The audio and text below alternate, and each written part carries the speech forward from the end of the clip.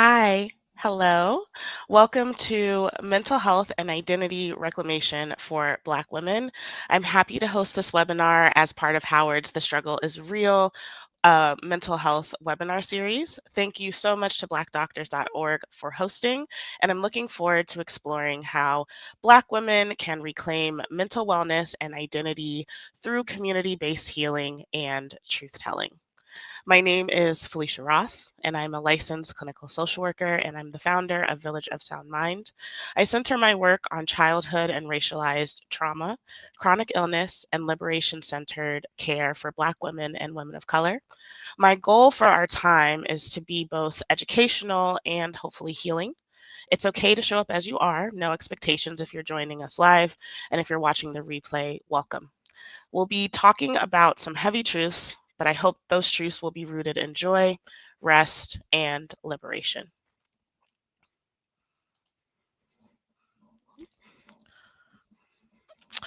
So, our learning objectives today, these are our 5 objectives that will guide us through today. We'll start by naming harmful societal expectations like the strong Black woman trope. Then we'll explore how generational trauma and inherited narratives shape how Black women show up in the world. You'll learn to incorporate culturally responsive and inclusive community rooted practices. We'll also move into my aligned and liberated framework to reclaim alignment and healing, and we'll get into how that works.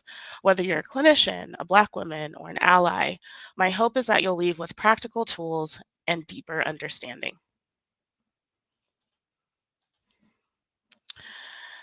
So, I wanted to just do some check in and grounding. I invite you to take a breath. I'm going to take one myself.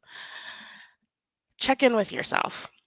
Spoon theory is a way to track your emotional and physical energy. Imagine you have a limited number of spoons or energy tokens each day. How many are left? How many have you already used today? Maybe you've already spent some on the drive to work or running around doing errands, getting yourself up for the day, getting people ready for the day, getting yourself to class, or just surviving whatever it meant whatever it meant to get up today. Just notice what's going on for you. There's no fixing needed. As someone who has chronic illness, I really enjoy spoon theory because it helps me to understand how I'm starting my day, where I'm starting my day, and what my body may need throughout the day and what my mental may need throughout the day. So if you're live, feel free to drop an emoji or a number in the chat if you know how many spoons you're carrying today, if you have a limited amount of spoons or plenty of spoons, or if you're watching this back on replay, make sure you think through, well, yeah, where are my energy tokens today? What have I used them on? This check-in reminds us that capacity matters. All right, so getting right into it. The strong Black woman trope, or what Woods Gidscombe terms the superwoman schema, is more than an identity. It's a survival strategy deeply rooted in structural racism, sexism, and dehumanization. Historically, this trope stems from slavery and post slavery eras when Black women were depicted as tireless laborers, emotionally invulnerable, and existed primarily to support others outside of themselves. Stereotypes such as the mammy or the quote unquote matriarch further codified this idea that Black women's worth were tied to self sacrifice and resilience without visible struggle. The term strong Black woman was not coined by Black women themselves. It was shaped and reinforced by cultural narratives, societal narratives, media portrayals, and institutional expectations that they did not agree to. Think about how that shows up in our pop culture, right? I have several women who have played strong figures in this and in our history on this slide, and how often we see Black women on TV as the backbone or the fixer or someone who is meant to be unshakable. Characters like Olivia Pope or Annalise Keating are celebrated for their strength, but rarely allowed softness without this idea that they are collapsing. These portrayals can reinforce that our humanity is only valued when it's armored. Scholars like Melissa Harris Perry, Cheryl Woods Giscombe, and others highlight in their research how this imposed strength often masks pain and enforces silence. Research found that 74% of Black women endorsed characteristics of this schema, which correlated with emotional inhibition and higher stress levels. What looks like resilience is often a demand for endurance. Many Black women are socially rewarded for being composed or emotionally contained and ever giving. But behind that mask is a lot of emotional suppression. And we see this not just emotionally, but physiologically. Studies show higher rates of hypertension, heart disease, and sleep disruption among Black women who carry these burdens. So this isn't just about identity, it's literally about health outcomes. This schema may feel protective in the short term, but over time it erodes mental and physical health. I once heard a story about a Black woman working in a corporate office. On paper, she's thriving. She leads teams, she mentors young staff, the one everyone turned to when things got tough or they couldn't solve a problem. People would say, "You're so strong. You got this in the bag. I don't know how you do it." But what they don't see was that every night she goes home exhausted with migraine, she has difficulty sleeping, and she doesn't tell anyone because she thought she had to handle it because that's what people expect of her. That asking for help would make her look weak. Eventually, the stress catches up to her and she eventually has to take a long term medical leave. This is the reality of the strong Black woman trope. What looks like resilience on the outside is often exhaustion and silence on the inside. And it's not just one individual story. There are many stories like the one that I shared. You may be sitting there like, yeah, I know someone just like that, or I've experienced that. It's a systemic pattern that so many of us have inherited. So I want to pause here and invite you into reflection. When did you first learn that being strong meant being silent or self sacrificing? Who told you strength looked like carrying everything alone? And then I invite you to reimagine what it could mean to hold both strength and softness.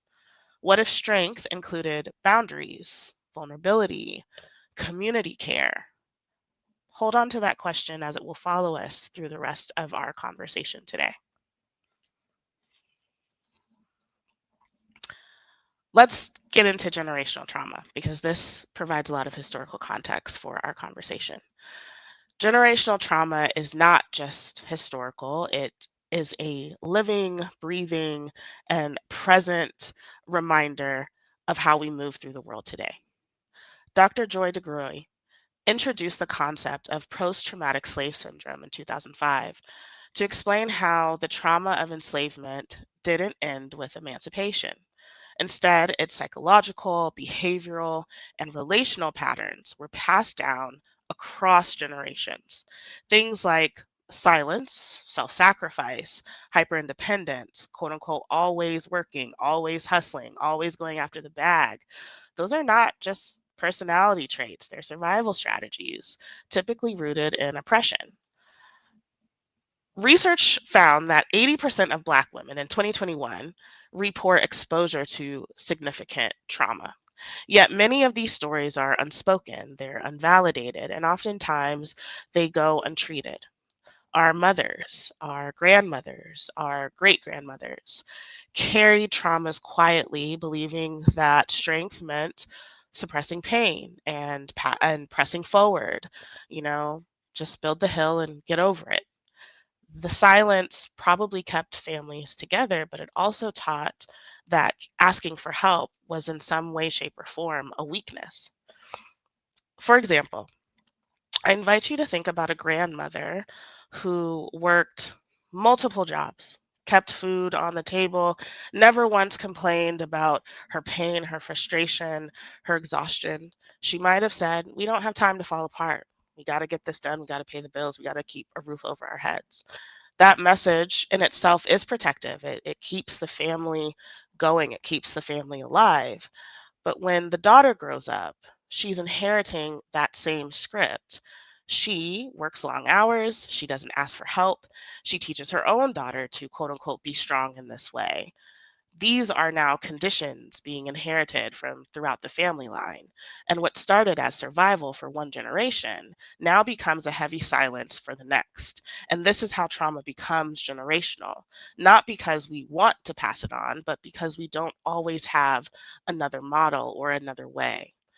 Survival indeed has a cost. The roots of enslavement, silencing, and caretaking, as illustrated in this tree, produced branches of overwork, emotional suppression, and self neglect. We've inherited survival, but often at the expense of softness, of vulnerability, and of joy. This is where the shift begins. Today's survival doesn't have to mean silence, it can mean allowing ourselves to grieve, to rest, to seek therapy or therapeutic supports, to find joy intentionally in community or otherwise, to curate it. It means redefining strength, not just as endurance, but as wholeness. So, again, I want to pause and ask you, do you have survival messages? Have you inherited things from your family, from your community, from your workplace that now feel too heavy to carry, but you still persist? Which ones once served you but no longer align with the life that you want to live? Again, these are questions that will follow us throughout our time together. It's not you, it's the system. This is my favorite saying. Because one of the most damaging effects of the strong Black woman trope and generational survival narratives is the fact that many of us internalize this distress as personal failure.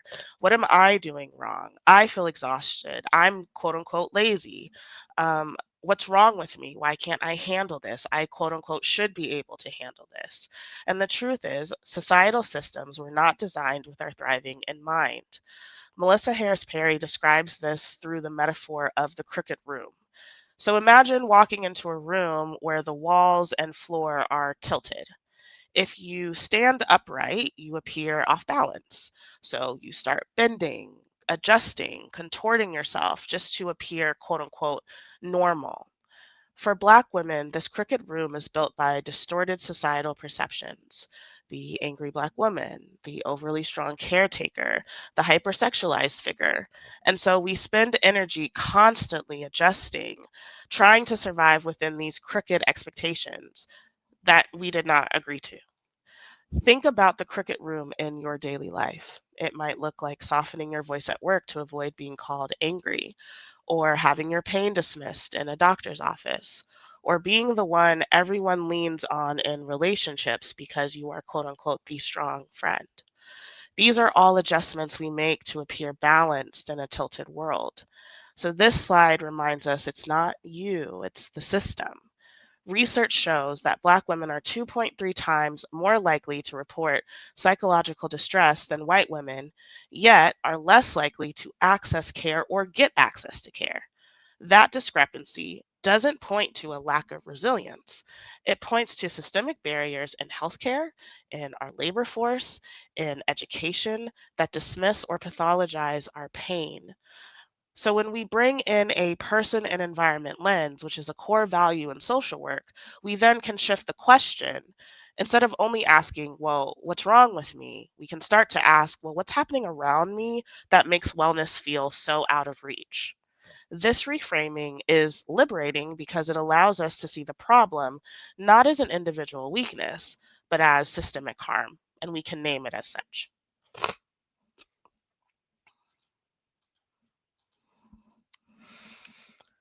Dr. Thema Bryant says, we suffer in silence until we collapse. That collapse doesn't come out of nowhere, though. It comes from years of pushing through pain, of smiling when you're hurting, of shrinking your emotional needs so that you can just get to the next day. And so in 2021, the APA reported that Black women have some of the highest levels of psychological distress, and yet we underutilize mental health services. The reasons aren't because we're individually weak or something is wrong with us, particularly in some way. It's about stigma and mistrust in the system and very real past experiences of discrimination in healthcare. The system has shown repeatedly that our pain will be dismissed and our silence becomes a form of self protection. Think about the phrases some of us may have heard or lived by. So I know I've heard, don't let them see you sweat. You don't cry at work. You don't give them a reason to question you, so you can't be emotional. Those messages may have helped us navigate unsafe environments, but they also come at a cost. I once worked with someone who said, I don't cry at work. I've never cried at work. And even in the face of finding out that a loved one had passed, she went to the bathroom, had a quick moment, washed her face, came back smiling, and went about her day. On the outside, she looked composed, but on the inside, she was spiraling. She had just lost someone she loved very deeply. And that's what silence can look like: protective in the moment, but costly over time. Containing our emotions so tightly can manifest in migraines, muscle tension, high blood pressure, depression, burnout. This is why we see Black women disproportionately impacted by conditions like hypertension and cardiovascular disease.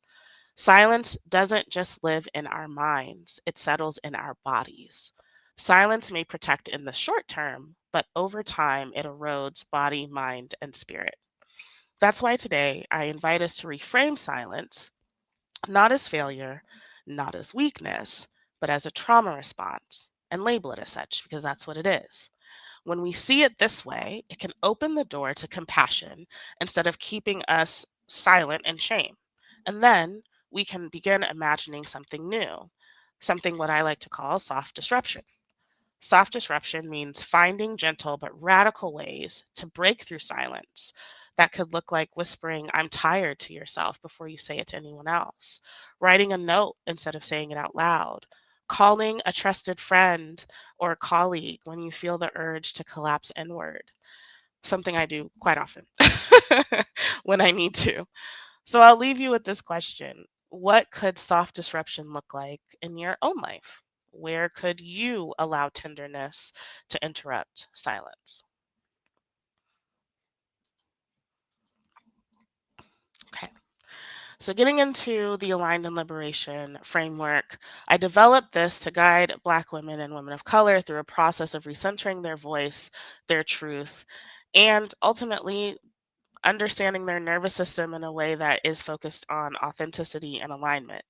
Too often, we're taught to live from performance, from productivity, really from the external output. We measure our worth by the output, by appearance, by performance, or how well we meet these external expectations without even asking if we agreed to the expectations in the first place. So, this framework is about disrupting that cycle and inviting a return to body, to community, ultimately to self. So this framework has three interconnected phases. One is assess. Excuse me.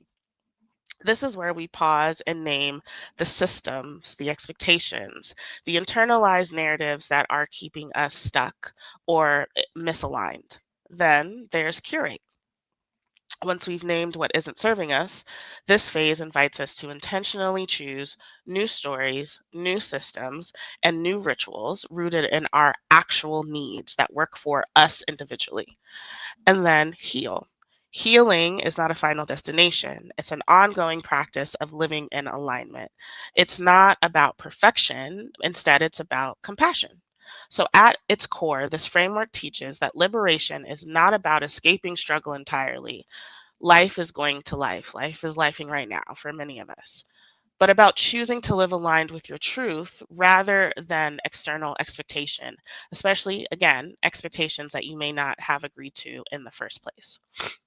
Each phase offers questions and tools and rituals that can be personalized. This means no two healing journeys will look the same because they aren't. Everybody has a different lived experience than the other person, but they can all move towards the same outcome: greater authenticity, greater ease, and ultimately greater liberation of self. So, as you listen, as we get into the framework, I invite you to reflect: where in your life may you need to assess? Where in your life could you be curating something new? Where in your life do you need to focus on healing right now? Which of these phases feel most urgent for you today?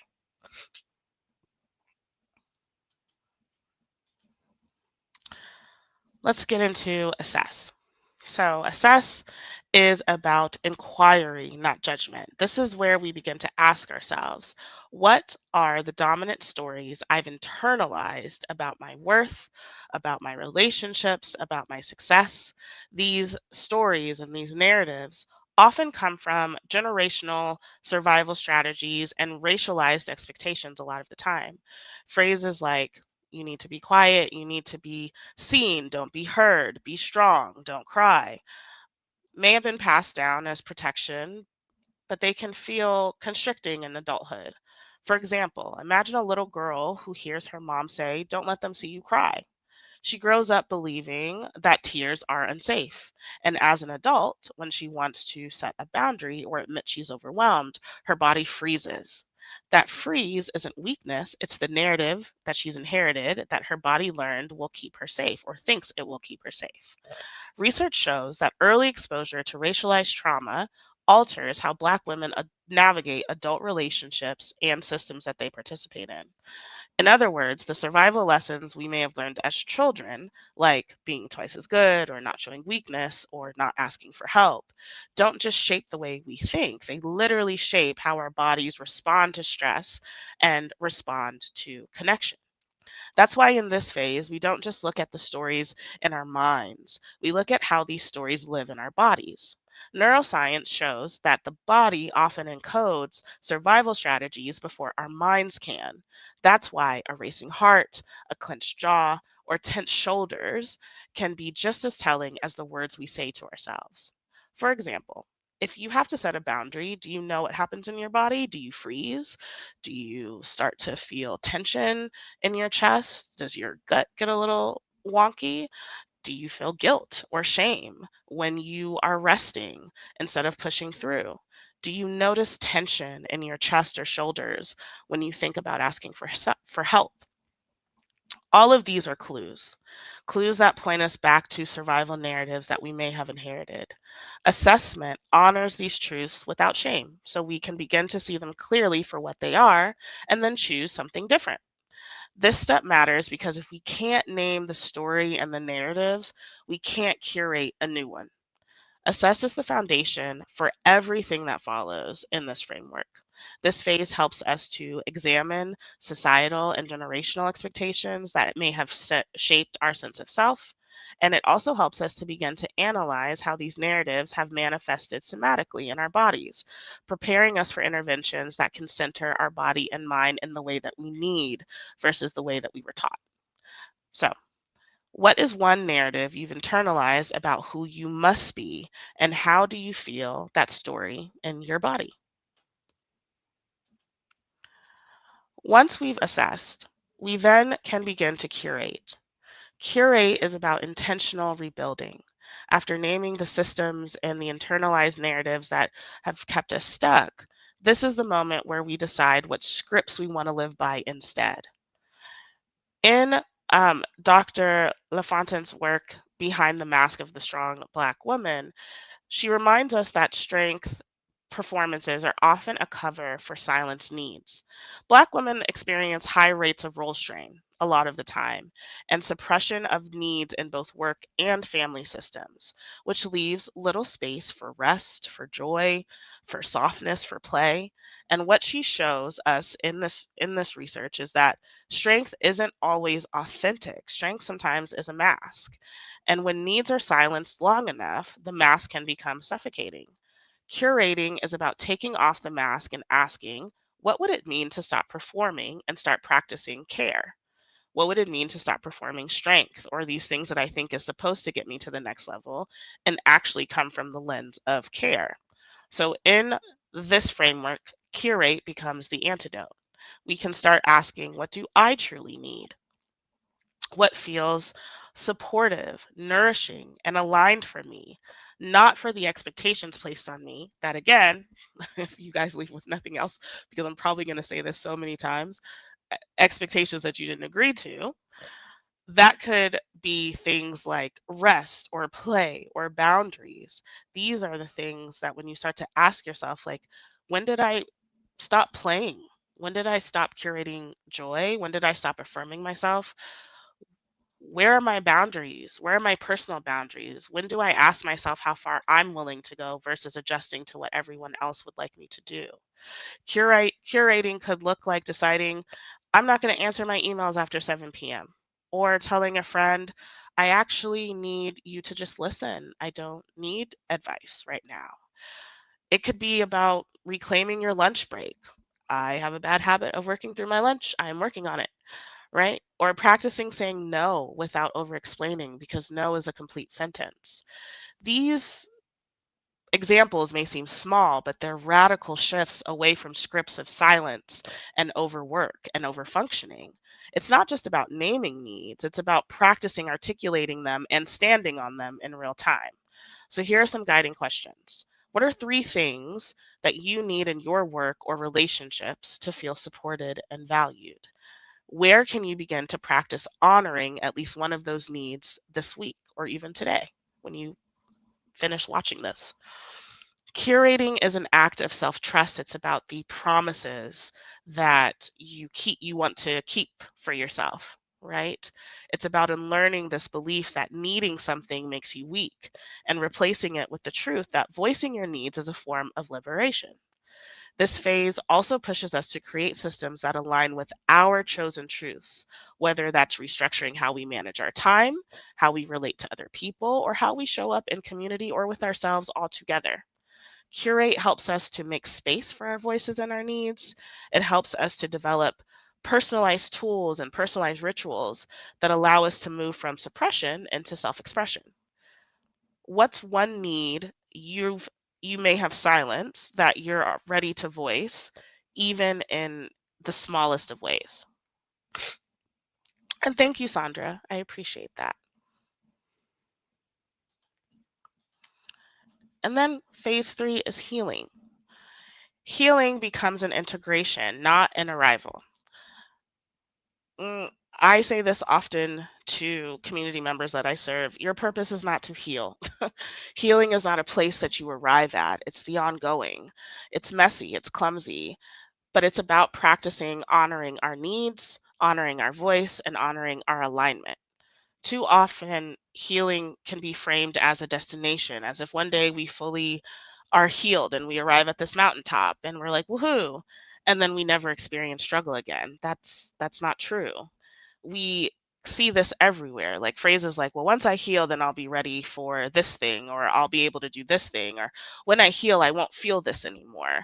That's not how healing works. Healing is not a checkbox or a finish line. It's the integration of practices into your everyday life so that even when life is messy, you're making an aligned choice for you, and it's the healthiest for yourself. So, in reality, healing is iterative. It's the choice we make each day to show up more honestly and more compassionately with ourselves. In this phase, the focus of the healing is sustainability. How do we create systems that support our truths long term? How do we return to rituals and practices that allow our nervous systems to rest, our spirits to soften, and our communities to hold us that align with what we need? Research affirms this. It has been found that culturally grounded interventions work really well for Black women. So, this might look like joining a virtual sister circle. It might be going to trap yoga, getting your hair braided, and letting your body just rest in the chair. As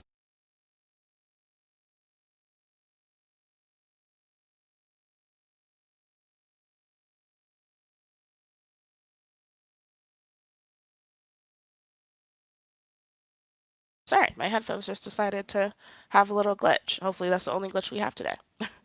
So, essentially, healing can also look like group cooking nights with your friends, game nights with your friends, curating playlists that regulate your mood, or journaling in a writing circle. These are all inclusive and culturally grounding practices because they connect us back to community, to rhythm, to care in ways that Western models often overlook. This means we don't heal in isolation. We can heal through community, through our culture, through connection, through practices that feel grounded and familiar to us. Healing might also look like resting without guilt. Sometimes it's about how we respond when we don't show up as our best selves. Healing can mean noticing the old script, like, oh, I used to overcommit here, or I used to ignore my needs here, and then choosing to do something different instead of spiraling in shame. It's the small course corrections that build sustainability. Saying no when your body is like, enough. Laughing deeply with loved ones, even though the world feels like it's on fire. Practicing joy and softness as resistance. Creating new rituals that remind you of who you are outside of survival. So I invite you to reflect, where are you already showing up more authentically? How can you do that more? Where are your moments of softness and of joy, or even boundary setting that you may have practiced recently? Because that's healing in action. So, this phase helps us to implement culturally responsive practices that sustain our wellness. It helps us to tune into somatic and community based approaches that root healing in our culture and our connection, that work for us. And it also helps us to remind us that liberation comes not from perfection, but liberation comes from practice. Joy, rest, and pleasure is absolutely a part of how we begin to reclaim our identities, right? They're not indulgences, not in the least. They are acts of reclamation. So Trisha Hershey of the Nap Ministry reminds us that rest is our reparations. It's a radical statement in a culture and a society, specifically here in America, that glorifies exhaustion and productivity. Rest becomes not just a personal act, but a communal one, and a political one at that. When you reclaim your time, your energy, and humanity, the systems of repression become more minute, right?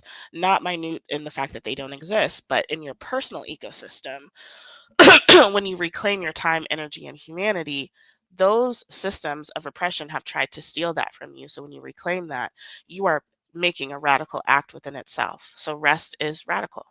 And research does back this up. In 2022, the CDC reported that Black adults were 50% more likely to report short sleep duration compared to white adults. And this is largely due to racialized stress and workload disparities. For Black women in particular, overwork and vigilance often leave little room for rest. What looks like strong on the outside often masks as chronic depletion on the inside. But here's the thing, rest is not just sleep, rest is multidimensional. Dr. Sandra Dalton Smith talks about 7 types of rest. And when we only think of sleep, we tend to miss the other ways that our bodies and spirit need restoration. There is physical rest, which is your naps, your sleep routines. There's mental rest, stepping away from your screen, letting your brain pause. Emotional rest, the spaces where you can cry or vent or be held without judgment. There's social rest, time that you spend with friends or colleagues that fill you up, or you take a step back from situations that may be draining you. There's creative rest, inspiration through art, a good music playlist, and for me personally, a lot of anime, books, nature. Spiritual rest, prayer, meditation, connecting to something bigger than yourself. And then there's sensory rest, unplugging, turning off notifications. um, I used to have a sand garden that I like to play with, and I still enjoy playing with Play-Doh. Sitting in quiet is also sensory. This may look like turning on your do not disturb mode and logging off socials for a digital Sabbath. It might look like curating playlists. My personal favorite is always game night with friends, um, or something where I just don't have to perform. There's also pleasure. Pleasure is often framed as selfish or frivolous a lot of the times, but it's actually a really good healing tool. Pleasure is joy in the body. It reminds us that our nervous systems can be safe and that softness is possible. Pleasure can be savoring a favorite meal, romanticizing a hobby like reading, or even creating a skincare ritual that feels like a ceremony. For some, it can be creative, whether you're painting, cooking, binge watching a favorite show without guilt. When you center joy and rest and pleasure, that doesn't mean that you're ignoring the pain that you're carrying. It means you're expanding the range of what's possible. Joy and grief can coexist. So if trauma is narrowing your world, joy can stretch it open again. If survival keeps you in motion, rest can teach you to pause, to replenish, and to trust that your worth is not tied to constantly doing. And if silence tells us not to want too much, pleasure reminds us that desire is not dangerous, it's sacred. So, through joy, rest, and pleasure, we can challenge societal expectations that glorify strength and productivity over wellness. We can offer ourselves culturally responsive practices like ancestral rhythms of rest, joy, and pleasure. These are tools for healing. And we can also create liberatory mental wellness spaces where joy becomes an intentional necessity, like game nights. So, think about what rest looks like for you outside of productivity. What practices of joy or pleasure can you curate that will feel like reclamation, not just a reward because you made it through the week? Another powerful intervention is community. Healing doesn't happen in isolation. It really can and does happen in community. And Black women have always known this. We've created spaces of collective care at kitchen tables and beauty shops, in church basements, and healing circles. These are places where truth telling, witnessing, and transformation can take root. Research supports what we already know intuitively. The Strong Black Women Collective, which is a therapeutic support model developed by Dr. Angela Neal Barnett and her colleagues, found that participation in culturally centered groups reduces anxiety and strengthens coping among Black women. In other words, when we gather, we heal. This is part of why I created Holding Space. I hold a community based series for Black women once a month. It's a virtual circle where we come together around a particular theme. And in these spaces, I've witnessed how powerful it is when one woman's vulnerability becomes another woman's permission slip to breathe, to cry, to be laughed, or just to be validated. Community based healing is evolving beyond traditional spaces. It looks like group chats that turn into lifelines, or collective journaling, or book clubs, or vision board nights, or digital sister circles on Zoom. It looks like curated wellness spaces like trap yoga and sound baths, wellness watch parties that merge culture with care. It looks like threads and TikTok being used not just for entertainment, but for storytelling and solidarity. Community doesn't have to mean physical proximity. It means safety, shared care, and being seen. It means spaces where vulnerability is not punished but welcomed. So, where one person's tears may open the door for another person's release. And so, silence can be held without judgment, and laughter can ripple into collective joy. If you didn't have to navigate healing alone, I wonder what that would unlock for you, right? Community based healing honors collective traditions of care. We know that our ancestors did this quite often. They gathered together. It strengthens emotional resilience and reduces isolation. And it reminds us that healing is not just an individual journey, it's a shared journey as well. Who is a part of your healing community right now? And what kind of communal care space would you want to build, or what kind of communal care space would you want to join?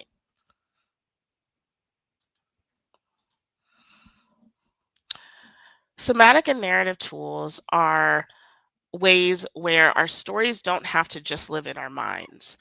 Our narratives also live in our bodies, as I mentioned earlier.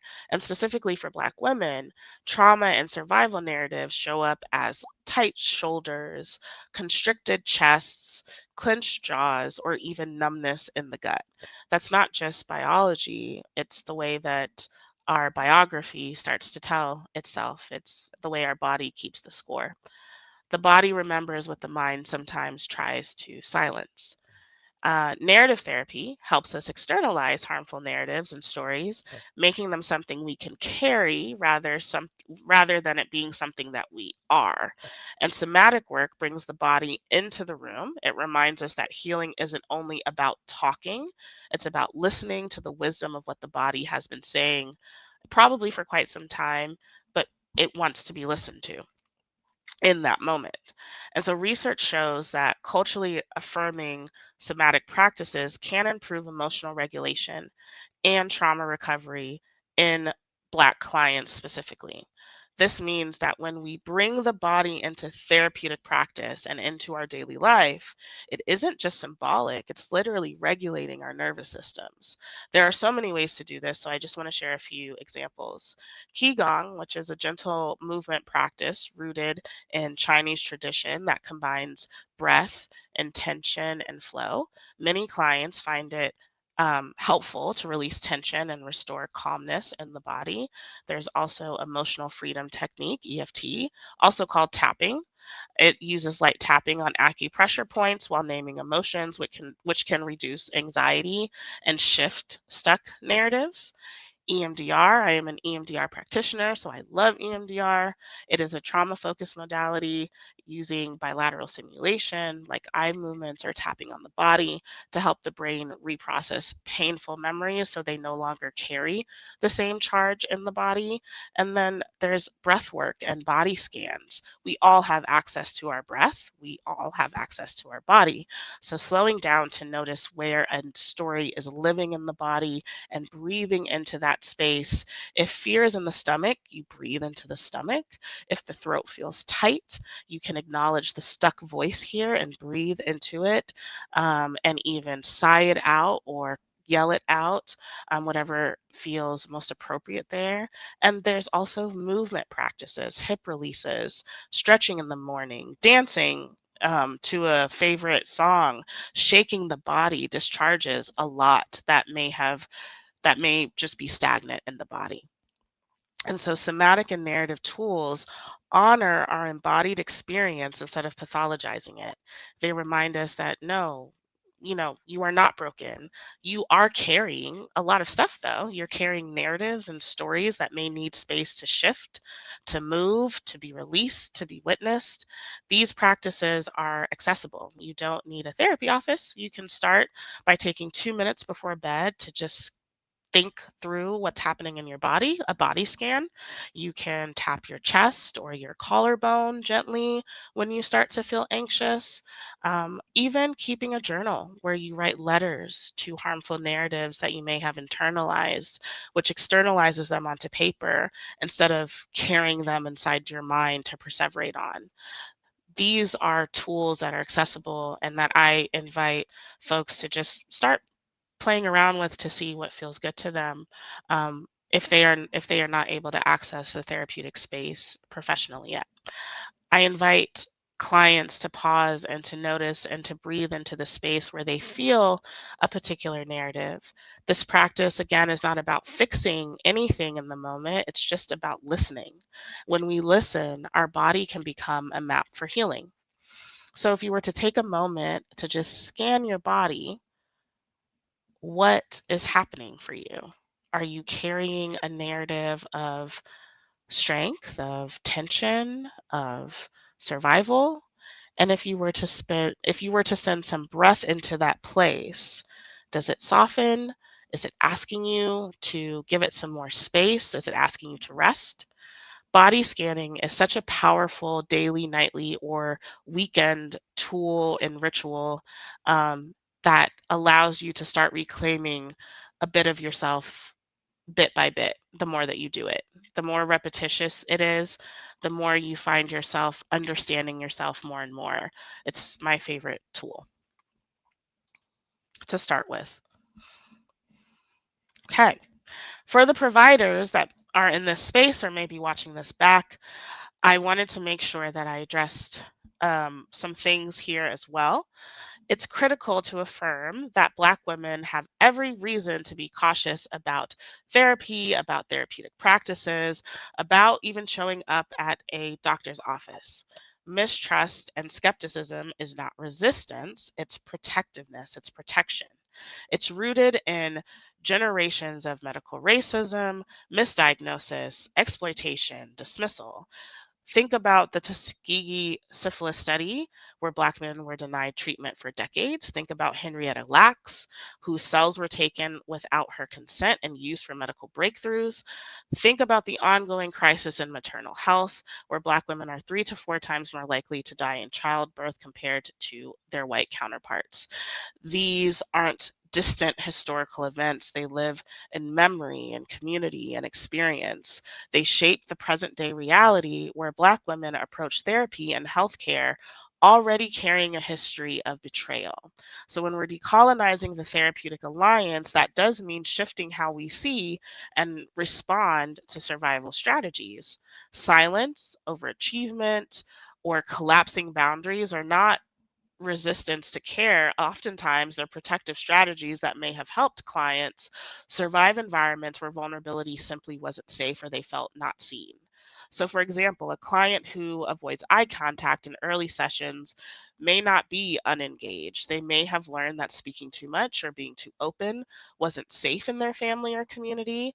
A client who is overachieving in every area of life may not be in denial about what's going on with them. They may be carrying the survival lesson that excellence is the only path to protection.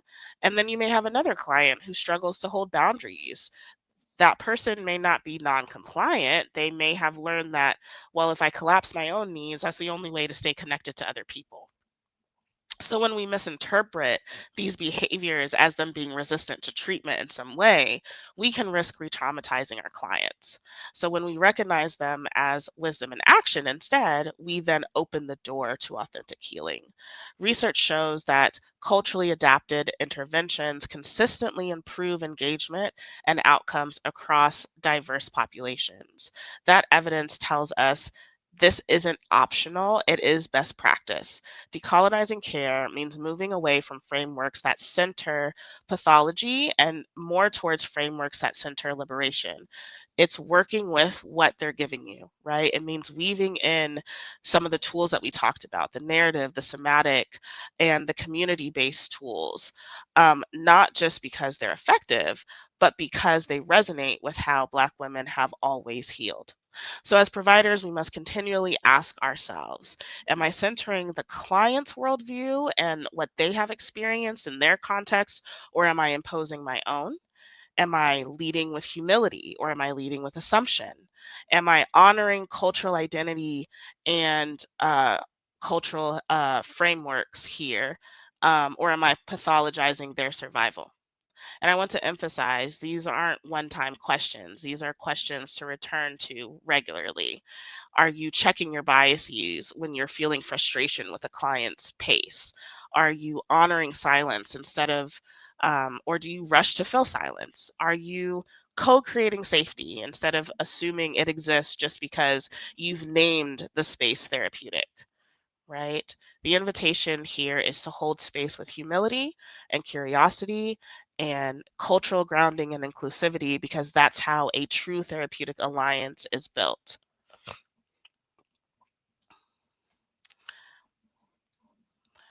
Reclamation does not happen all at once. It happens in practice. It's not a single breakthrough moment, but the accumulation of small intentional choices that return us to ourselves day after day.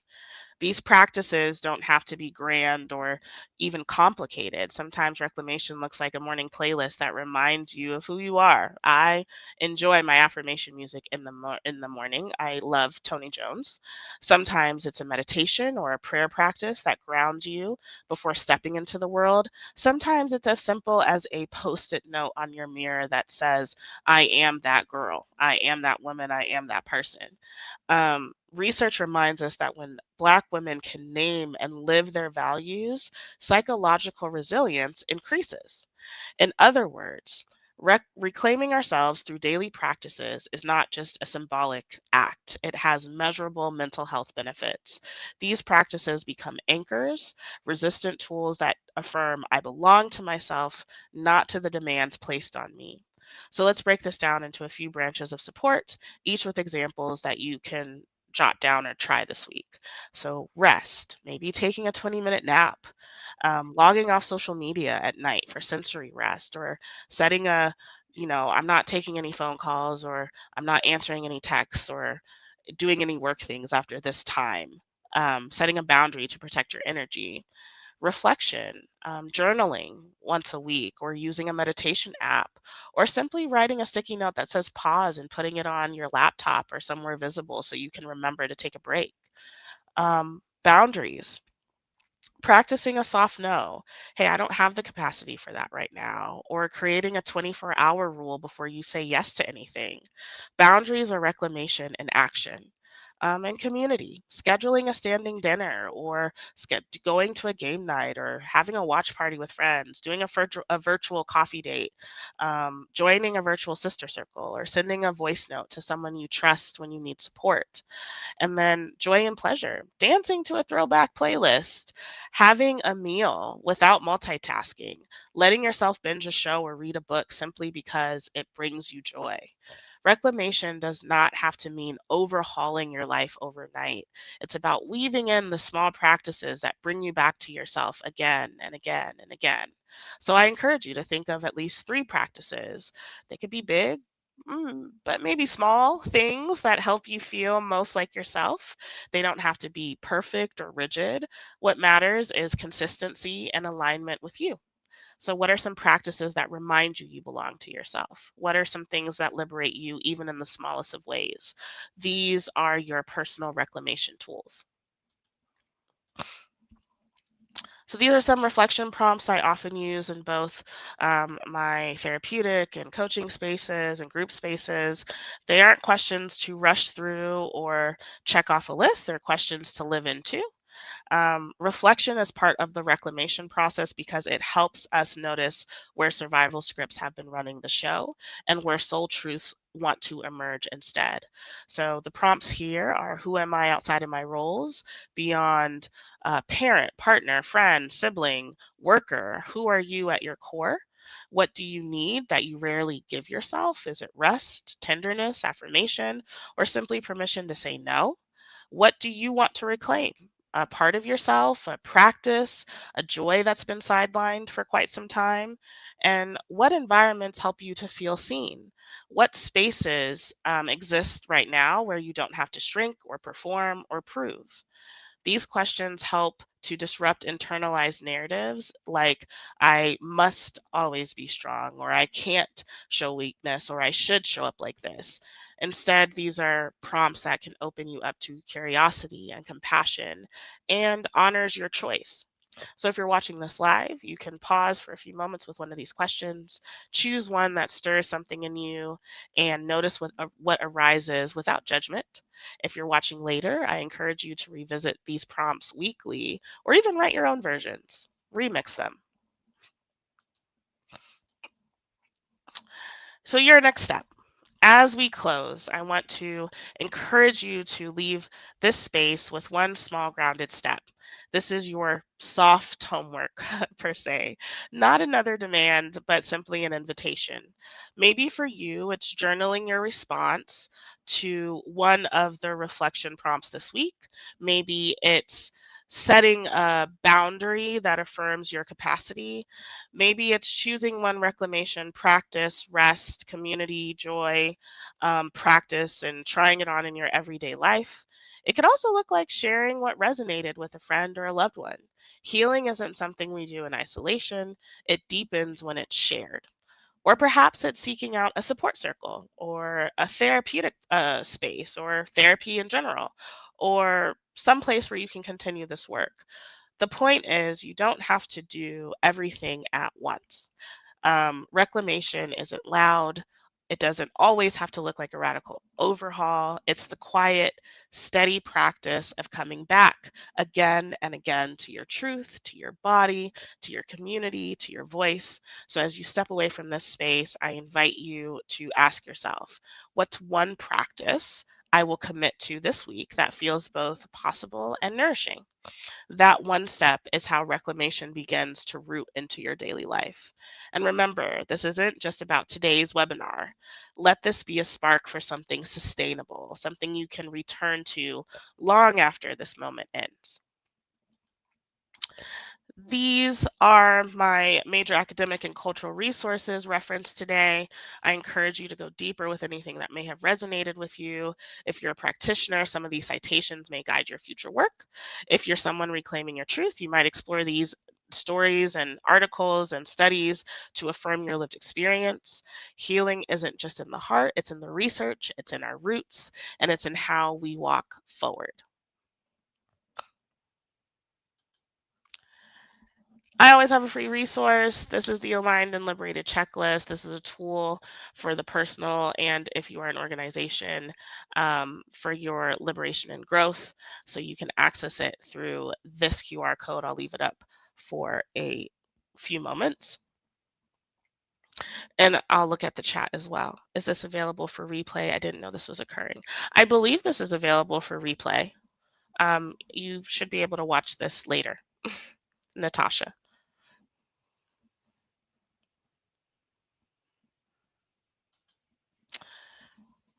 And I hope that you join me again. As I said earlier, I hold a holding space event.